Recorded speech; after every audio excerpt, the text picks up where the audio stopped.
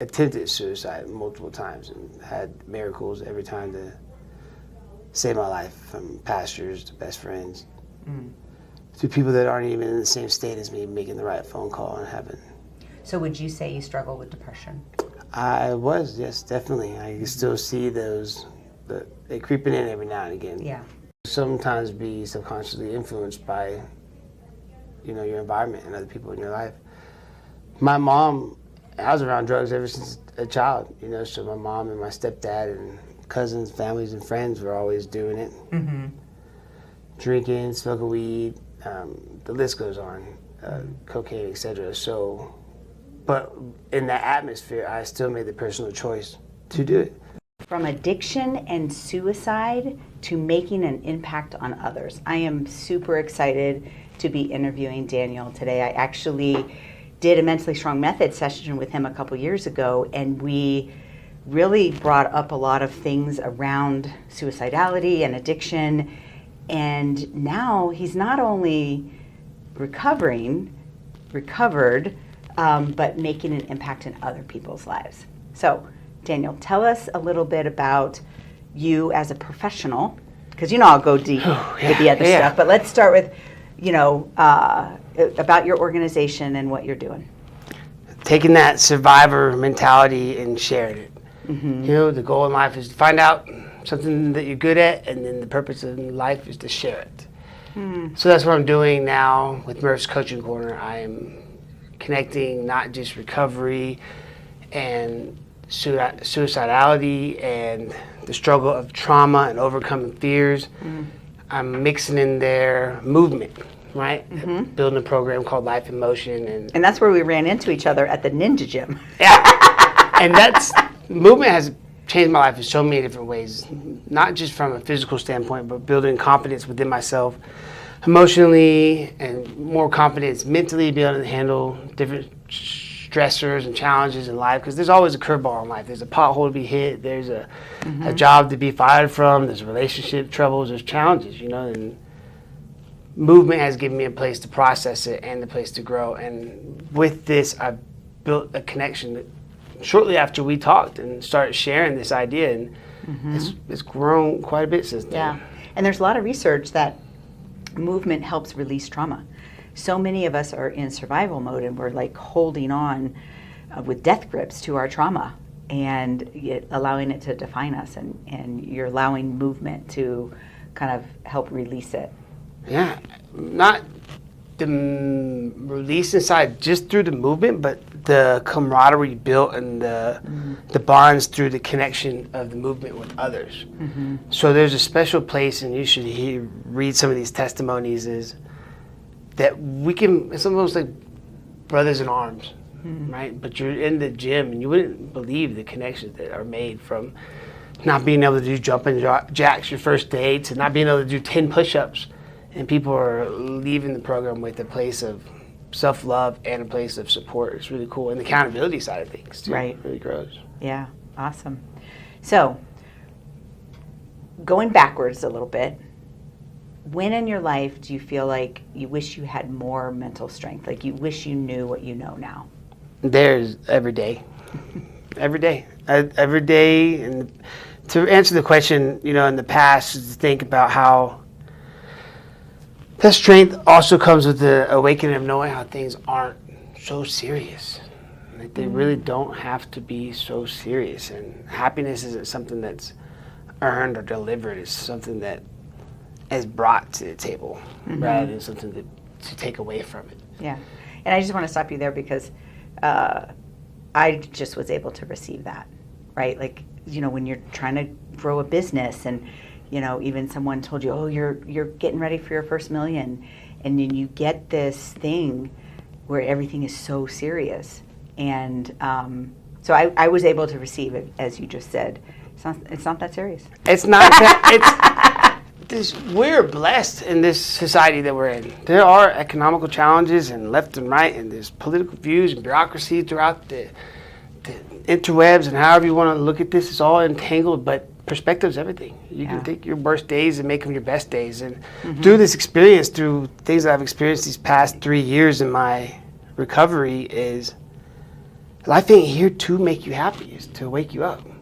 And some people are waking up to happiness, and other people waking up to their straits, right? Yeah. So talk about a couple times in your life where something significantly shifted, right? Like, we don't need to go into the suicide attempt. We can pull that.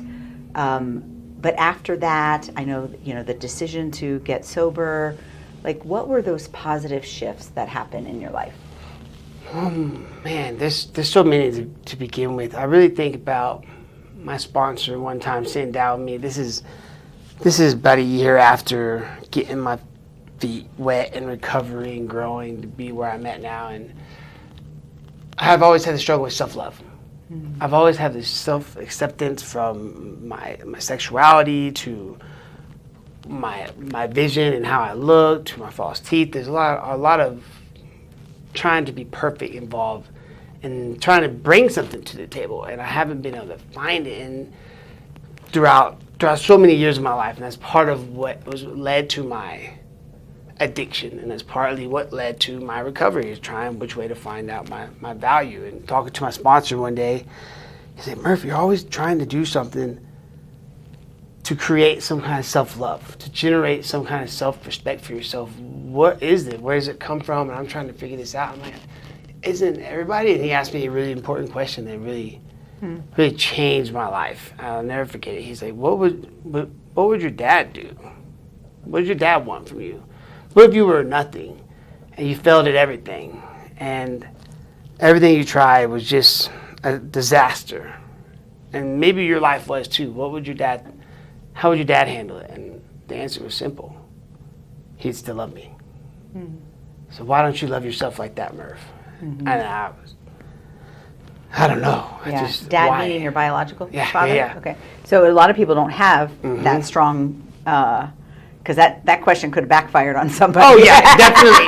So there actually is challenges associated with that. My dad left at an early age to live with his mom and get on his feet, and he's made his dream come true. So only through sobriety was I able to pick up the phone and reach out to my dad to rekindle that relationship. Right? It's been special. I got a chance to go see him recently, but it was just the question definitely could have backfired. Yeah. But where I'm at and where he, as my sponsor, knowing me, was able to address it and line it up perfectly.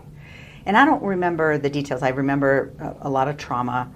But in the Mentally Strong method, we talk about, like, untangling that trauma, like, putting grief in its place and trauma in its place, and addiction is its own containment. Like, it's a different beast and needs to be treated as such.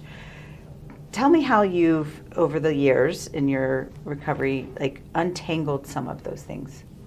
It's honestly right now just beginning to scratch the surface of untangling. There are aspects where I have been able to grow in, from self-love to acknowledgement, ownership, to acceptance. And one of my issues that have been pointed out is I'm driven. I set my sight on something and I can't be stopped. From the gym to the company I'm building, to organizations I partner with, to the way I've helped support the community, to my relationship. And again, close friends ask me, like, what is that from? Where does it come from? Why are you always striving so hard to be perfect? Why things got to be so clean? Why you got to be so disciplined? And that's that wake-up call. Like, I'm still trying to find out who I am, right? And that's your protective layer. That's what makes me really good at what I do, right? Because with people in recovery, whatever form or fashion that may be, I'm in my own recovery, and the relatability is there. So the questions, when we're building a peer group or working through life skills, I'm still answering myself in a lot of different ways. I've come a little bit further maybe than others, but who's to know if there ever is an awakening from all that. So with past trauma, especially associated with my mom and a survivor of SA and the challenges I've put my own self through, where does that stem from? It's always for lack of better words, is that self-acceptance. And that is something that's hard to really untangle because you're always growing. You're always accepting a new part of yourself. There's memories that you've forgotten about that happen and are triggered in the blink of an eye, like, I still got to work through that one. Yeah. Well, and it often starts with a negative dialogue. So how are you working? Because I know you've shifted a lot of that negative dialogue. How have you done that? What are some things that you do? I'm sure, like yourself, I love self-help books, right? I stay engulfed in them. I love self-help podcasts. I love to be around people that are supportive and loving and caring. I have a special person in my life who does just supports in every which way, shape, form that you could possibly imagine. And then I have my own way of seeing past who I thought I was to not only accepting who I have been, but to be able to create who I want to be. And sometimes as simple as just a high five in the mirror, right? Or writing on the calendar, like, I believe in you and you're worth it right now, just as you are. And that's a super important one that I had to learn the hard way. Is like, there's nothing I can do to make me more worth it. It doesn't matter the lives that you save or the money in the bank account or where you're at, in your life and where you're going, but what you are is your worth right now. And a lot of that boils down to how you see yourself. So to help turn that dialogue around is a lot more simple than we think it really is. When it happens, because through the struggle, right? Yeah. It's like Mr. Miyagi and Danielson. You're painting the fence, right? And you're waxing on and waxing off. And then one day you're like, no more negative thoughts. Come here, self-love, and it's just falls into place. And these things is part of the struggle. Is the best way I can say it is the challenges or obstacles become the opportunities. Every day we're going to be challenged through impatient lines, late to meetings, flat tires, and how we handle that obstacle is going to create the opportunity. There's a fine line there. There's perspective. And my perspective has leaned more towards, however this turns out, I'm still Murph. I'm still Daniel. I'm still going to be the person with love in his heart, with acceptance in his mind, and a goal not just for selfishness, but to grow throughout the community. And so that doesn't deteriorate. Yeah. How has faith shaped who you are? Faith has been a wild one. Reestablished my connection with my belief in my higher power when I was rock climbing one time. Right? Did you almost fall? Took a quick slip and caught my grip, and I was like, God, it's been a long time. It's that kind of idea that guys never went anywhere. And I do remember talking about this a little bit last time on the podcast. We were talking about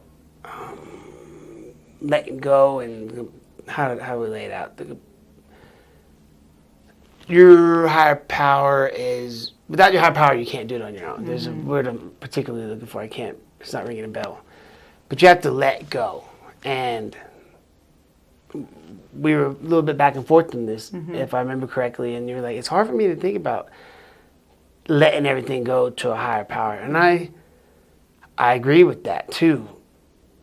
Without action and faith is death. So you have to have your form of action, if that is mostly going to be perspective or movement towards overcoming whatever's come your way. But faith has been an interesting journey. I have some people in my life that you can call them clergies, if you will. I have a close friend and I have a mentor that I sit with throughout the month 2 or 3 times and get a chance to catch up on what I'm talking to about just where God's love resides. And I don't think it's something that we can find externally. I think God's love is found right there where you find that self-love. I don't think that there's a differentiation between self-love and the love that...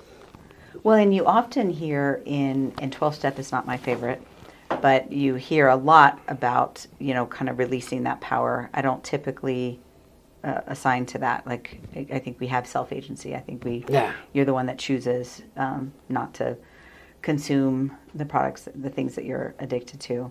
What would you say to others, especially in the addiction space? Because I think a lot of people who work with addiction are in that first step of having to give away your power, and that's not how you got your recovery. Yeah, right? that's what we were talking about. Like, to give it all away is. I remember wanting to fight you on this a little bit. It was just an idea that, in a way, there's give and take in this life. Mm-hmm. There is your self involvement and understanding of your choices that you've made. But when it comes to high power, that's real tricky territory without, trying to share a religious message. Mm-hmm. No, but I'm saying, no, I agree with you. I'm not disagreeing with you. I'm agreeing with you that, and so for our listeners, who many people in the addiction recovery space make it all about a higher power. How did you find that internal power is what I'm asking. Life is happening right now. Mm-hmm. There ain't no moment outside of right now. There's a special awakening with just that idea right there. It's that internal acknowledgement. Without that internal, there's no external. Mm-hmm. Right? A lot of people think that the hard part's out there. I need to get my job. I need to get this. I got to change my places and people and things. Stop that. It's all right here. So to answer that would be acknowledgement and of my involvement and where my life's at, where it's been, even with the things that I used to play as or look at as a victim from the SA, right? Mm-hmm. Being involved in that, I used to blame. It fucked up my mind, who I am. Mm-hmm. And that's an attribution flaw. I think we talked about this a little bit, joking around at the gym the other night. And if I was going to blame the world for who I am, and the bad things that have happened to me for who I am, then I have to blame it for the good things that's happened to me too. That's just for me. I joked around with it, calling it like the cyclical nature of the alcoholic attribution flaw. Trying to sound like real scientific. Because we can I can blame the childhood from having dust on the TV with all the toys being thrown on the ground, the bed pushed over, to the whoopings. I could blame the essay. I could blame the separation of my parents. I could the baseball bat to the face. I could blame these things. But without that, I wouldn't have had the strength to grow to where I am. I wouldn't have had the courage. The first time I met Kayla, we actually met in rehab. The first thing I told her was, like, I don't know who I am. I don't swing that way. Mm-hmm. She's like, it's okay. We can figure that out ourselves. And to be completely transparent like that allowed for a perfect relationship or a relationship. I wouldn't say perfect, right? What do you think you wish other people knew about mental strength? Just the general population. The first thing I would think is you're much stronger than you think you are. Absolutely. I don't think that, that old platitude, like God's not going to put you through something that you can't handle. That's not true. That's not true. Like, there's plenty of people in jail and psych hospitals and rehab centers that would disagree, right? Yeah, that's not the truest statement. But there are ways to take anything that has happened to you, anything. There's a study recently done about students at Harvard and how much they love school, and most of the answers are like, not fun. This is hard work. I'm not at the top of my class anymore. I'm actually at the bottom of my class. And then they ask that same question to children in Africa, and they're ecstatic. I love school. It's the best thing. I love homework. It's because the perspective, right? The paradigm. So one thing I would say is you're much stronger than you think you are, because if you aren't, every challenge is a lesson. I don't think there's a such thing as failure too. That's what I tell them too. It's probably the second thing I say. I lead this with my groups all the time is there's no such thing as failure. If you're trying your best, without a doubt, right? Zero hesitations, and you know in your mind that you're trying your best, it's impossible to fail. You just can't. You can learn, you can take a step back, take a couple steps back to get ready for a big leap. You can fall down. The only way to fail is to give up. That's the same thing when it comes to dieting and working out, when it comes to getting your meds right, showing up for AA and being there, to being a parent. You're not going to fail unless you give up. So don't give up. Don't give up. That's the first advice. What else would you tell someone in maybe your situation 3 years ago? Having an addiction, a clear suicide attempt. What would you tell them? One, don't give up. But what else would you say? Ah, man, it don't get easier. It doesn't. It doesn't. And that's something that people have to be mindful Ready of. for, yeah. When they're in recovery, I have nostalgia. I'm looking back at when I was first in sober living, where all I had to do was make 5 meetings a week. And now, then I had to get a job and a car and insurance and life and build and grow. And when you start, you had to rebuild your credit. There's a million things that come along. And then as soon as you start getting on your feet, there's old debts that come knocking on your door. Just because you're sober now don't mean that the mistakes that you made in your past, they didn't go nowhere. So you got to face them. And it's so that ownership of thinking that things are going to get easier, and that's a challenge. Yeah, I love that you continue to bring it back to self-ownership. And I talk about that a lot with self-agency of like the power is in us. We need to make those decisions. And I love how you keep mentioning that. My sponsors point out that, and people in my recovery have been like, that's where you've changed. Yeah. Biggest, because in the beginning, I remember someone stealing my cheese and sober living, and I thought I was like, someone's done. I can't take this. I am not for this. I'm not cut out for this. And then batteries die, and car maintenance, and sensors go out, and new cars need to be bought. And they thought the cheese was a problem. Now you got to make time to get to the grocery store, and so things get complicated because my diet's a steak and a salad, but the kids and my woman want treats and chicken nuggets and bread, and so there's always some kind of juggling act. But the ownership side of things for me is just definitely life's going to happen. Things are going to hurt. People will leave your life. Challenges will occur that you could never expect it, and everything that you could expect might not ever happen.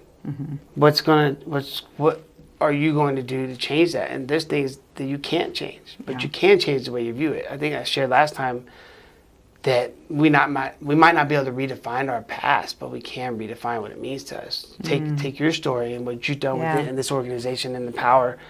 That's remarkable strength. Mentally strong is not a joke when that's being worn on your shirt and the organization that you've built, especially if people know your story. Yeah. For Murff's Coaching Corner it's a place of never stop learning. You're always coaching. And if you're not coaching someone else, you're coaching yourself, and in return, it's reciprocated. People with tears in their eyes have told me thank you for how much you've done for me, and it's always this funny catch, like, you're doing the work, first of all. Two, you don't know how much you're doing for me. Because it keeps me on my toes, it keeps me learning, it keeps me grateful. We don't know how lucky we got it. Some of our worst days, we could take everybody in this building right now and take all of our worst days and put it in one person. And there's someone out there who's had it way worse. Yeah. We are so blessed, and I have to be real cautious. I don't want to sound arrogant, but it's not. You got to land on your feet and find the light.